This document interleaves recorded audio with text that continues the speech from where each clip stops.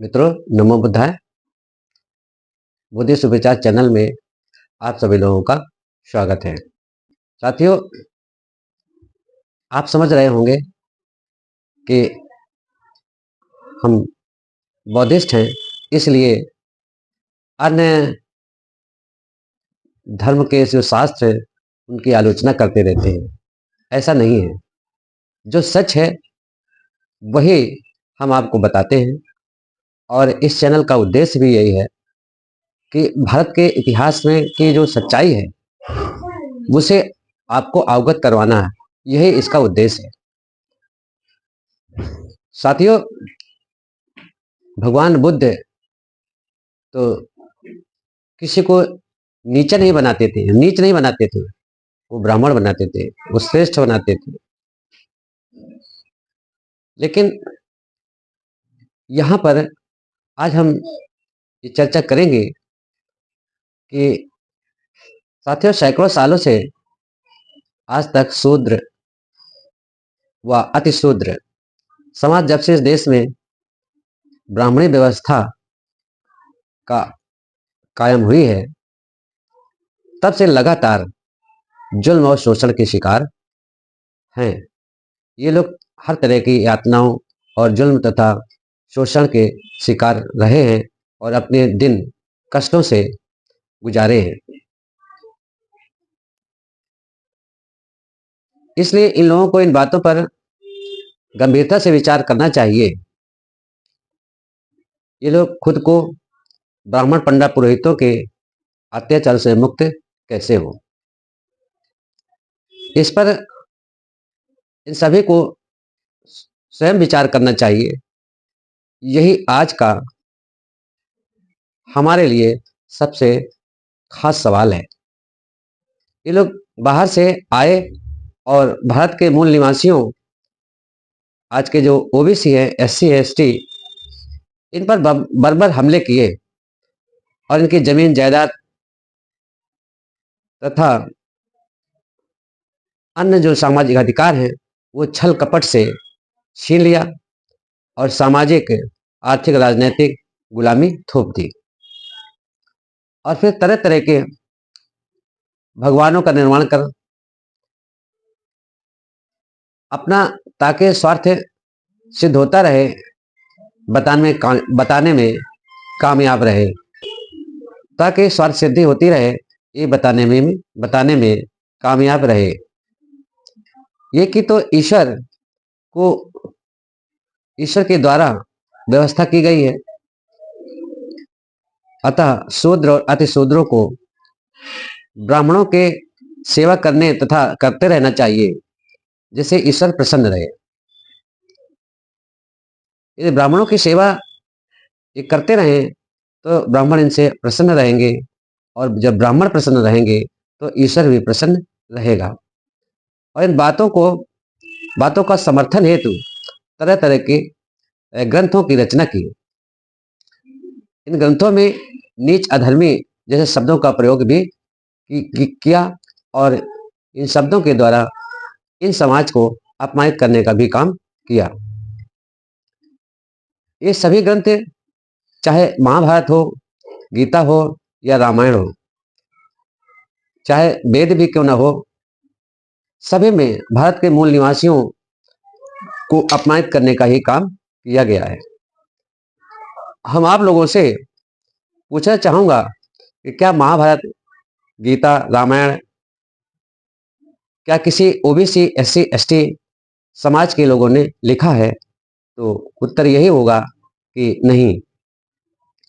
तो जब आप लोगों ने इन आप लोगों ने इन धर्म ग्रंथों को जब लिखा ही नहीं है, तो जब उन लोगों ने लिखा है तो आप लोगों के पक्ष में वो अच्छी बात कैसे लिखेंगे? इस तरह हम आप सबसे अगर पूछूं कि क्या कोई भगवान आपके समाज में पैदा हुए हैं, तो उत्तर यही होगा कि नहीं। ये सभी ईश्वर, जो धर्म, भगवान जो है, वो सब इन ब्राह्मणों के यहाँ ही क्यों पैदा होते हैं, क्षत्रियों के यहाँ ही क्यों पैदा होते हैं, ये शूद्रों के यहाँ क्यों नहीं पैदा होते हैं भगवान? तो लेकिन इस पर विचार करने की जरूरत है, जो भगवान हैं भी वो भी आपके साथ नहीं है। कृष्ण तो गीता में स्पष्ट रूप से कहते हैं कि 4 वर्णों को हमने ही बनाया है, और ये 4 वर्ण हमने गुण और स्वभाव से ब्राह्मण, क्षत्रिय, वैश्य और शूद्र बनाए हुए हैं।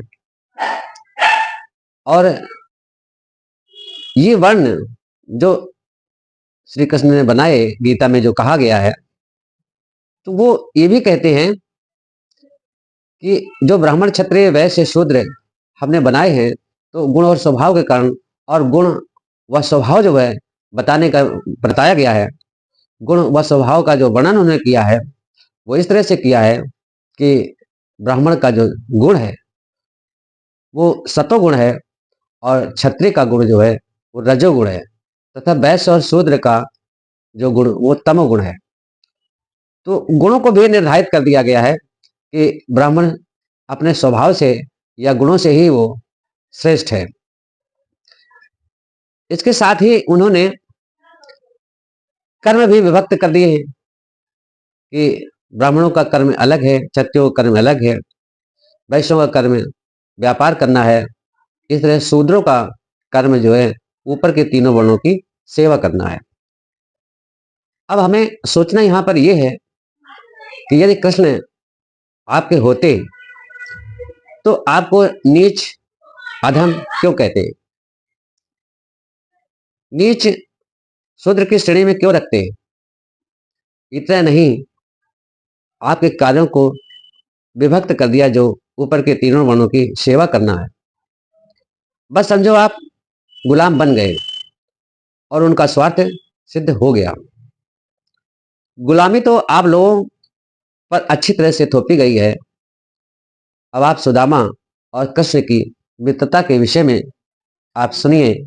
इतिहास में बताया जा रहा है या शास्त्रों में बताया जा रहा है कि कृष्ण ने सुदामा से मित्रता की थी, तो भी एक ब्राह्मण से मित्रता की थी जो बहुत ही चतुर और चालाक था, और वहां पर भी उसके चरणों को धो करके जो गंदा पानी है वो भी कृष्ण को शास्त्रों में पिला दिया गया।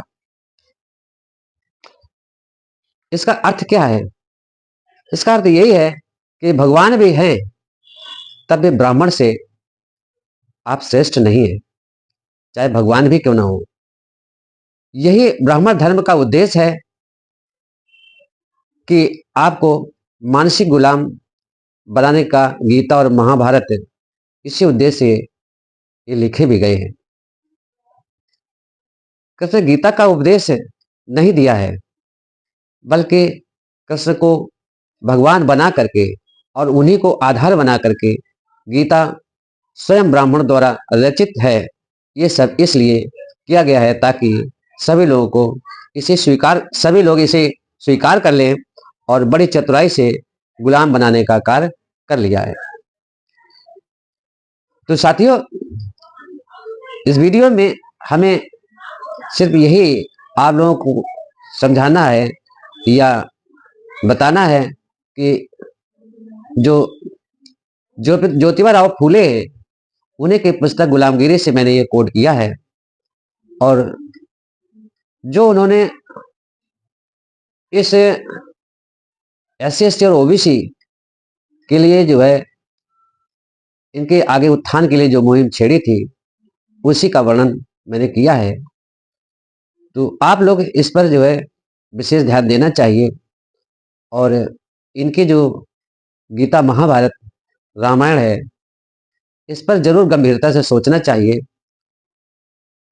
और बुद्ध के धम्म को समझने का कोशिश भी करना चाहिए, क्योंकि धम्म ही ऐसा है जो आपको श्रेष्ठ बनाता है। धन्यवाद। इस वीडियो को कृपया सब्सक्राइब करें, लाइक करें और शेयर करें। धन्यवाद। नमो बुद्धाय।